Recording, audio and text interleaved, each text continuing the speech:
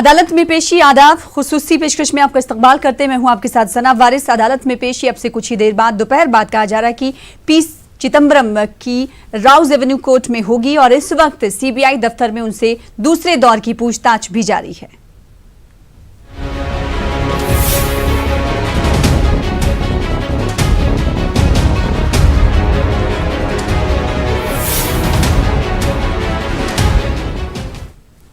CBI P Chidambaram को आज Rouse Avenue court में पेश करेगी। इन्हें दोपहर में अदालत में पेश किया जाएगा। जराये के मुताबिक इससे कबल सीबीआई सदर दफ्तर में साबिक वजीर मालियात से पूछताछ जारी है।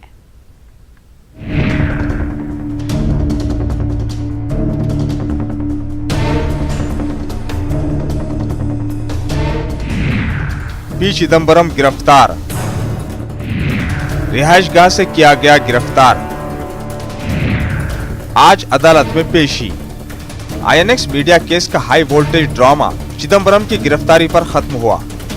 चिदंबरम को उनके जोरबाग की रिहाइशगाह से गिरफ्तार किया गया।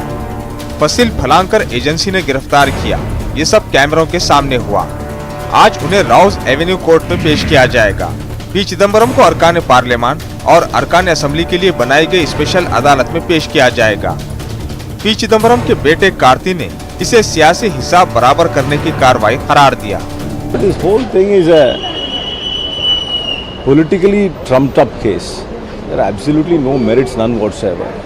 So this whole thing is done only to tarnish the image of the Congress party and to tarnish the image of my father, who is the most vehement and articulate and consistent critic of this government. बुध के रोज इस मामले पर खूब drama हुआ। गिरफ्तारी को टालने की पी चिदंबरम ने खूब कोशिश की, जो बेसुध साबित हुई। दिल्ली हाईकोर्ट के जरिए अर्जी मुस्तरद किए जाने के बाद पी चिदंबरम ने पेशगी जमानत के लिए सुप्रीम कोर्ट का दरवाजा खटखटाया, लेकिन वहां से उन्हें राहत नहीं मिली। इसके बाद उन्होंने कांग्रेस हेडक्वार्टर में प्रेस कॉन्फ्रेंस की और आईएनएक्स केस में अपना मौकिफ रखा। उन्होंने कहा वो कानून से भाग नहीं रहे हैं। In the INX media case, I have not been accused of any offence, nor has anyone else, including any member of my family, been accused of any offence. In fact, there is no charge sheet filed by either the CBI or the ED before a competent court. Yet there is a widespread impression that grave offences have been committed, and my son and I have committed those offences. Nothing can be further from the truth. These are lies spread by pathological liars. Chidambaram मुश्किल में है और इनकी इस मुश्किल की घड़ी में पार्टी उनके साथ है। पार्टी ने चिदंबरम के साथ जांच एजेंसियों के रवैये की मजम्मत की है। Bureau report, news 18 Urdu. तो इस वक्त चिदंबरम सीबीआई दफ्तर में मौजूद हैं, उनसे दूसरे दौर की पूछताछ जारी है। इस हवाले से मजीद तफसीलात हासिल करेंगे। रुख करेंगे दिल्ली का। हमारे साथ हमारे नुमाइंदे सीबीआई दफ्तर के बाहर मौजूद हैं। शंकर आनंद जुड़ रहे हैं। शंकर आनंद, इस वक्त क्या कुछ हलचल आप देख पा रहे हैं सीबीआई दफ्तर में?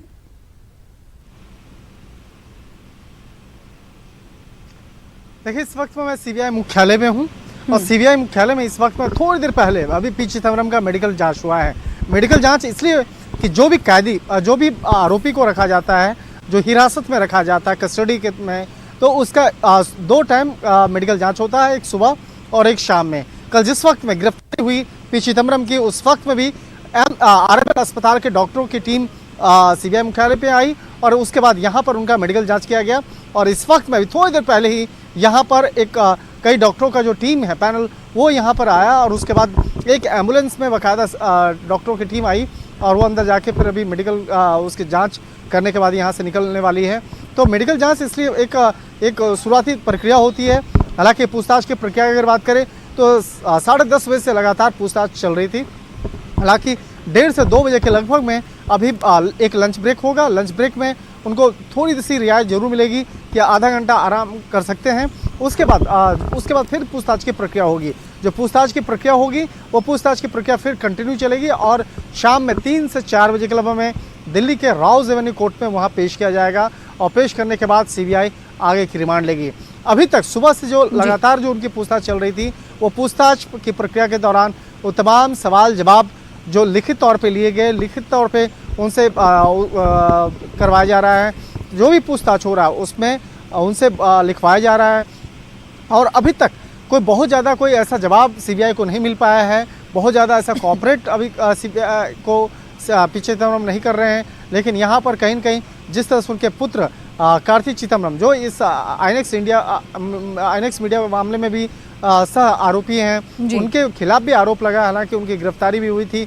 तो अब इस मामले में जिस तरह से उनका बयान आ रहा है कि उनके पिता के खिलाफ एक सोची समझी साजिश के तहत इस तरह की हरकत की जा रही है और जांच एजेंसियों को प्रयोग किया जा रहा है, तो कहीं न कहीं इस मामले में जो जांच एजेंसी है, जांच एजेंसी का साफ कहना है कि देखिए इस मामले में कोई भी बड़ा शख्स हो, लेकिन हमारे नज़र में वो एक आरोपी है और उस सिर्फ आरोपी के नज़रिए से हम देखते हैं और उसी के लिहाज से ये कार्रवाई है।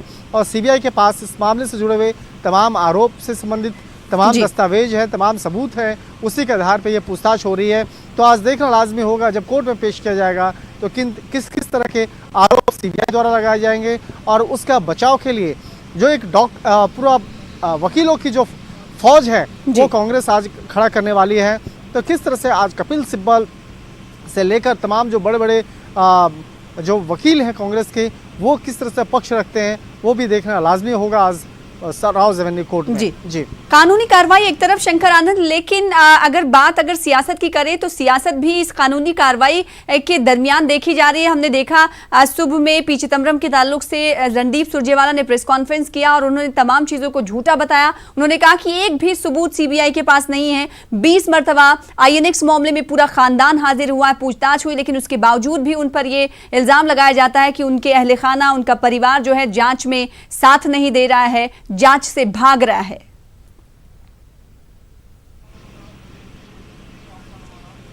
देखिए, इस मामले को अगर इसका जवाब दिया जाए तो मैं समझता हूं सना कि मैं पिछले कई सालों से मैं सीबीआई कवर कर रहा हूं और सीबीआई की जो तासीर है, जो सीबीआई की एक कैसी संस्था है, मैं वो बताना चाहूँगा। सीबीआई जो भी इन्वेस्टिगेशन करती है उसका खुलकर जवाब किसी को नहीं देती है। यहाँ तक कि कई बार जब कोर्ट में जब पेश किया जाता है किन किन आधार पे आप इसको रिमांड पे ले रहे हैं, आखिर क्या ऐसी वजह है जिसके चलते आप उसको कस्टडी में ले रहे हैं, तो सीबीआई कई बार कोर्ट को भी जल्दी वहाँ पर जो दस्तावेज जज को जरूर देती है, लेकिन दूसरा पक्ष यानी जो आरोपी पक्ष होता है जो उसको देने की बारी आती है तो उस जगह नहीं देती है। तो ये सीबीआई का काम करने का तरीका है कि वो हर काम को काफ़ी फूंक कर और काफ़ी सतर्कता से चलती है। तो वो अपना ऑपरेशन कभी वो खुल के आरोपी पक्ष के सामने नहीं रखता है।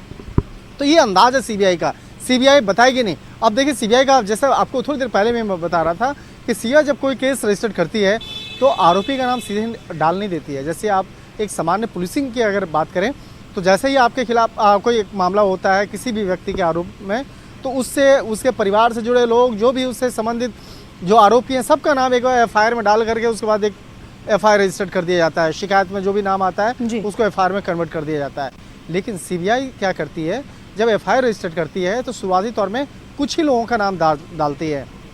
उसके बाद सर्च होता है, सर्च के बाद कई बार उसके बाद कई लोगों का बयान दर्ज होता है और कभी एक लंबी प्रक्रिया चलती है, जिसके बाद जब चार्जशीट फाइल किया जाता है तो चार्जशीट में उन आरोपियों का नाम होता है और किस तरह से उन्होंने उस आरोप को अंजाम दिया, जो मामला है उसको अंजाम दिया, उसके विस्तृत एक रिपोर्ट होती है, तो वो चार्जशीट में होता है। और जैसा कि अभी हम अपनी रिपोर्ट में भी आप दिखा रहे थे कि पी चिदम्बरम कह रहे थे कि उनके खिलाफ कोई चार्जशीट फाइल नहीं हुई है।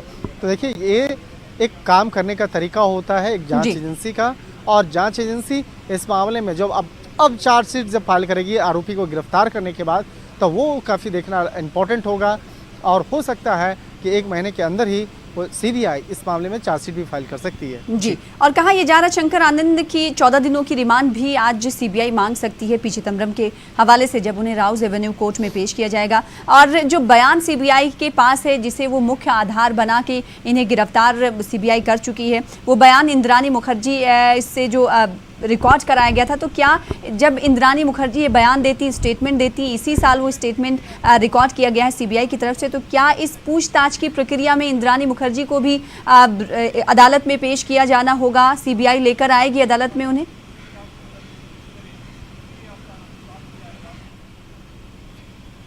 देखिए, इस वक्त में इंद्रानी मुखर्जी महाराष्ट्र के एक जेल में कैद हैं और वो और उनके पति दोनों जेल में कैद हैं। और अगर आरोप की बात करें, हालांकि वो आईएनएक्स मीडिया डील मामले में कैद नहीं है, बल्कि वो अपनी पुत्री बेटी के सीना कत्ल बोरा के हत्याकांड इल्जाम मामले में कैद है। जी। अब आइए इस मामले की बात करते हैं। आईएनएक्स जी सना। तो और अगर बात करें, अब आते हैं इस मामले में आईएनएक्स डील मामले में इसमें इंद्राणी मुखर्जी और पीटर मुखर्जी जो उनके पति हैं, उनकी क्या भूमिका थी। उनके कंपनी की बात करें आईएनएक्स मीडिया, तो उसकी क्या भूमिका रही। तो एक आईएनएक्स मीडिया नाम की एक जो प्राइवेट कंपनी थी, उस कंपनी में विदेशी निवेश होता है। विदेशी निवेश का जो कानून है वो उस वक्त में बना था जब पी चिदम्बरम केंद्रीय मंत्री थे, वित्त मंत्री थे, और उसमें किस तरह से उस कंपनी को एक काफ़ी फ़ायदा पहुंचाया गया, और फ़ायदा पहुंचाने के बाद में देखा गया कि कार्ति चिदम्बरम के अकाउंट्स में काफ़ी पैसे आए। बाद में जब जांच एजेंसी से पूछी तो उन्होंने बताया कि उनका एक कंसल्टेंसी फ़ी है जो उस कंपनी के द्वारा मिला है। जी। इस मामले में जब इंद्राणी मुखर्जी और पीटर मुखर्जी का बयान दर्ज हुआ, उसके बाद में जब काफ़ी इस मामले में काफ़ी गंभीरता से पूछताछ की गई, तो बाद में इंद्राणी मुखर्जी इस मामले में सरकारी गवाह बनने के लिए तैयार हो गई। और इंद्राणी मुखर्जी का जो बयान है वो निश्चित तौर पे वो पी चिदम्बरम के लिए एक काफ़ी मुश्किलें खड़ा करने वाला है। और क्योंकि अब इंद्राणी मुखर्जी अब सरकारी गवाह बन चुकी है, और सरकारी गवाह जो बनता है उसका बयान काफ़ी महत्वपूर्ण होता है। देखिए, ये काफ़ी एक महत्वपूर्ण लाइन में बताना चाहूँगा सीबीआई की इन्वेस्टिगेशन में, कि जो भी आरोपी होता है, आरोपी का बयान महत्वपूर्ण नहीं होता है। जो आज सुरजेवाला जो आरोप लगा रहे थे, मैं उसी का जवाब दे रहा हूँ कि जो आरोपी का बयान कभी भी महत्वपूर्ण नहीं होता है। जैसा वो कह रहे थे कि वो आरोपी है, वो जेल में कैद है, और उसके बयान को कैसे महत्व दिया जा सकता है, के खिलाफ कार्रवाई हुई है। तो मैं बताना चाहूँगा कि वहाँ पर अब इस मामले में इंद्राणी मुखर्जी सरकारी गवाह बन चुकी है, और सरकारी गवाह का जो बयान होता है, जो जज के सामने दर्ज किया जाता है, 164 का बयान कहलाता है, तो वो बयान काफ़ी महत्वपूर्ण होता है। और उसी बयान के आधार पर पी चिदम्बरम की मुश्किलें आने वाले वक्त में बढ़ने वाली है। हालांकि अब तो बढ़ ही रही हैं। अब देखना लाजमी होगा कि किस तरह से बाकायदा आज उनको कोर्ट में पेश करने के बाद उसकी रिमांड मांगी जाएगी, और रिमांड मांगने के बाद फिर पूछताछ की प्रक्रिया सीबीआई मुख्यालय में उनसे लगातार की जाएगी। जाहिर सी बात है, तो सीबीआई का शिकंजा जो है कस चुका है पी चिदम्बरम पर, और इस वक्त सीबीआई दफ्तर में मौजूद हैं। मेडिकल जांच की टीम पहुंची हुई सीबीआई दफ्तर में, और उन मेडिकल जांच इस वक्त की जा रही है। और शंकर हमारे साथ बने रहें। अगर बात कांग्रेस के प्रेस कॉन्फ्रेंस की जाए तो कुछ देर पहले तकरीबन 10:30 बजे प्रेस कॉन्फ्रेंस कांग्रेस ने किया, और पार्टी तर्जुमान रणदीप सुरजेवाला ने बीजेपी को सख्त तनकीद का निशाना बनाया। उन्होंने कहा कि हुकूमत जाँच एजेंसियों को अपने मफाद के लिए इस्तेमाल कर रही है। पी चिदम्बरम और ना ही कार्ति चिदम्बरम पर आईएनएक्स मामले में कोई केस बनता है। ये तमाम बातें रणदीप सुरजेवाला जो कि कांग्रेस पार्टी के तर्जुमान उन्होंने कही। इसके अलावा क्या कुछ उन्होंने कहा, ये एक बार फिर से सुनाते हैं आपको। वित्त मंत्री और देश के पूर्व गृह मंत्री और सांसद श्री पी चिदम्बरम को गिरफ्तार किया गया, उसमें से मोदी सरकार के व्यक्तिगत बदला लेने के लिए किसी हद तक भी गिर जाने का सीधा सीधा सबूत साफ हो जाता है। आज जब देश की सरकार, आज जब भारतीय जनता पार्टी की सरकार देश में भयंकर मंदी का हल डालने में फेल साबित हुई है, आज जब चारों तरफ नौजवान हो या मध्यम आयु के कर्मी हो, बड़े से बड़े कर्मी से छोटे कर्मचारी की लाखों की संख्या में रोजगार और नौकरियां जा रही हैं, आज जब हमारा रुपया एशिया की वर्स्ट परफॉर्मिंग करेंसी बन गया है और प्रधानमंत्री की आयु को पार कर बहुत आगे चला गया है, आज जब देश का हर सेक्टर मंदी की मार झेल रहा है और फैक्ट्रियां, व्यापार और बिजनेस सबके सब पर तालाबंदी हो रही है, तो ऐसे में